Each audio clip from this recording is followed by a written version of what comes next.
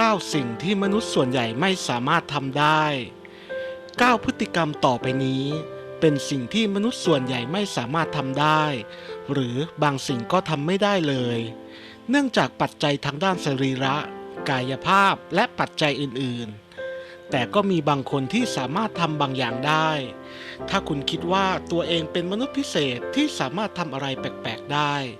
มาลองดูว่าคุณจะสามารถทำสิ่งเหล่านี้ได้ทั้งหมดกี่ข้อ 1. การยักคิ้วข้างเดียว ต้องใช้ความยืดหยุ่นของกล้ามเนื้อบนใบหน้า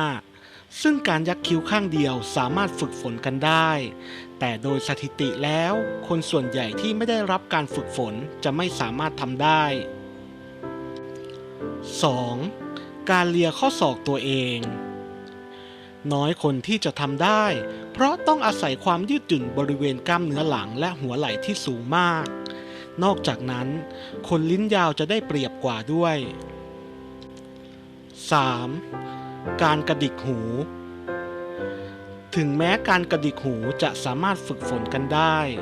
แต่มันค่อนข้างยากมากยิ่งกว่าการยักคิ้วข้างเดียวเสียอีก แต่ก็มีบางคนที่สามารถทำได้ตั้งแต่จำความได้ 4. การใช้ลิ้นแตะจมูกหรือคาง ตามสถิติแล้ว มีผู้คนเพียง 10% เท่านั้นที่สามารถทำได้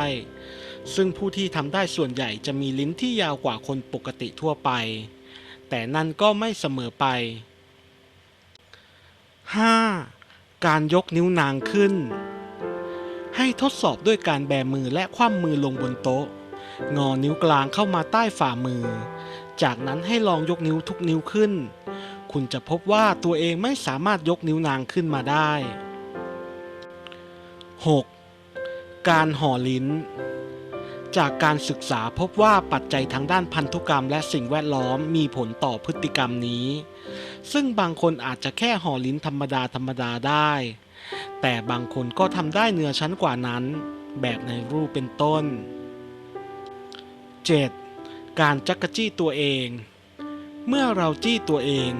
เราได้รับรู้ล่วงหน้าแล้ว ถึงแม้จุดจักจี้จะได้รับการกระตุ้น แต่ความคึกคักได้ก่อเป็นรูปร่างขึ้นในสมองอยู่แล้ว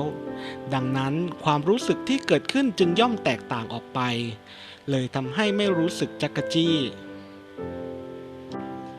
8. วนขาและมือไปคนละทาง ลองนั่งบนเก้าอี้